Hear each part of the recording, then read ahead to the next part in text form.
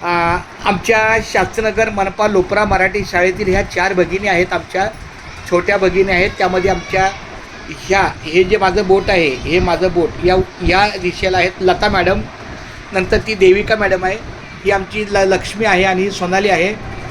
2 शिक्षिका आहे, 2 सेविक आहे. परंतु अप्पर आय डी आणि यू डायस याबद्दल ह्या कामाचं स्वरूप आहे.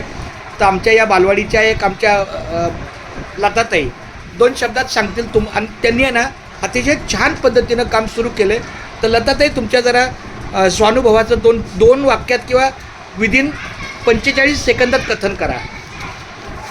आम्हाला अगोदर अपूर्वाने सांगितलं की कसं युडाईस भरायचा, त्याच्यानुसार मी युडाईस पूर्ण भरला. नंतर मग मी अप्पर आय डीचं भरायचे होते. युडाईसचे माझे फॉर्म झाल्यानंतर टक्केवारीचं मी दाखवायला त्यानंतर अपूर्वा मॅडम बोलल्या की अगोदर युडाईस भरता तसे अप्पर आय डी पण भरा. मग मी ते युडाईस थोडे भरायचे ठेवले आणि मग अप्पर आय डी भरायला चालू केलेले आहे. आता आमचे झाले आहेत 10-15 फॉर्म झालेले आहेत अप्पर आय डीचे. माझ्या माहितीप्रमाणे आता त्यांनी जो पट घेतला तो माझ्या वर्गाचा पट हा 68 दाखवतो आणि साधारण 44 विद्यार्थ्यांचा अप्पर आय डी वहीत झालेला आहे.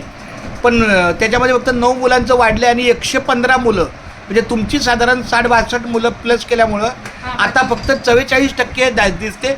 62% का 63% बाकी काम पेंडिंग आहे.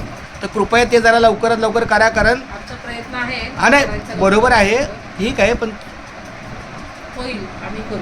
चालतं. खूप धन्यवाद.